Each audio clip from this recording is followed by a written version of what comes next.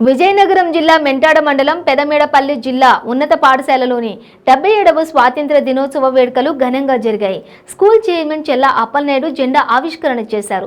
School ప్రధానోపాధ్యాయులు మాట్లాడుతూ ఢిల్లీ నుంచి గల్లీ వరకు దేశ నలుమూలల ఆగస్టు 15న త్రివర్ణ పతాకం రెపరెపలాడుతుందని అన్నారు.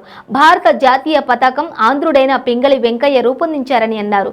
200 ఏళ్ల బ్రిటిష్ పాలన నుంచి విముక్తి కోసం ఎందరో మహానుభావులు సుదీర్ఘ పోరాటం సాగించారని, దీనికి ఫలితంగా దేశానికి 1947 ఆగస్టు 15న స్వాతంత్ర్యం వచ్చిందని అన్నారు. అందుకే 15 ఆగస్టు భారత చరిత్రలో చిరస్మరణీయంగా రోజులు నిలిచిపోయిందని అన్నారు. ఈ కార్యక్రమంలో సర్పంచ్ బోనెల ప్రకాశమ్మ, వైస్ సర్పంచ్ పొడుపురెడ్డి అప్పలనాయుడు, పెద్దచాములపల్లి సర్పంచ్ భాయ్ అప్పలరావు, నూక నాయుడు, బుచ్చియ్య, గోవింద, త్రివరన్న తదితర నాయకులు, స్కూల్ ఉపాధ్యాయులు పాల్గొన్నారు.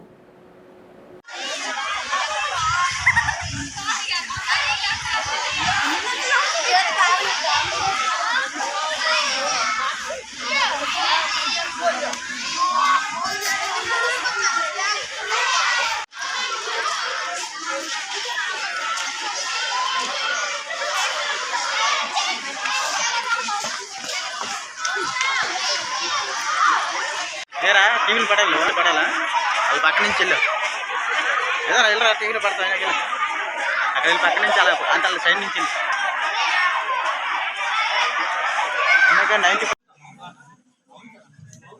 Okay, welcome to my beloved parents to this function. Okay, thank you.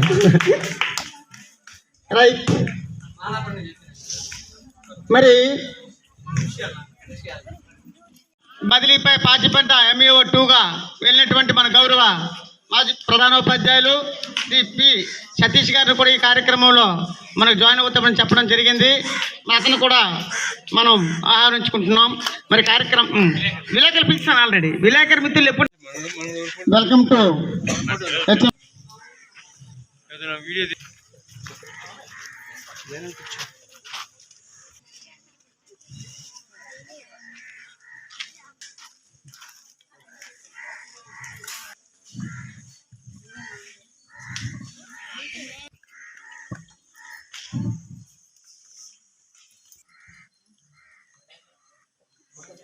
Okay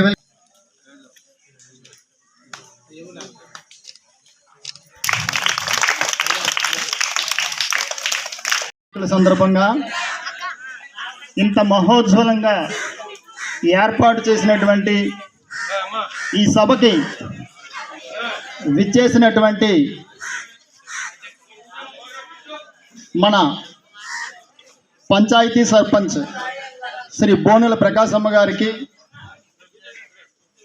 అదేవిధంగా వైస్ సర్పంచ్ శ్రీ పొడిపిరెడ్డి అప్పలనాయుడు గారికి,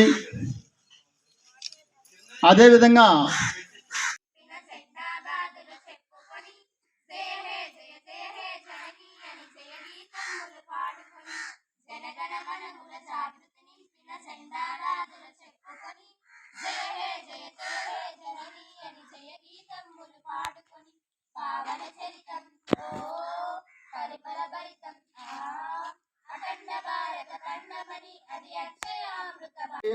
ఈ విషయాలన్నీ కూడా విద్యార్థులు గమనించి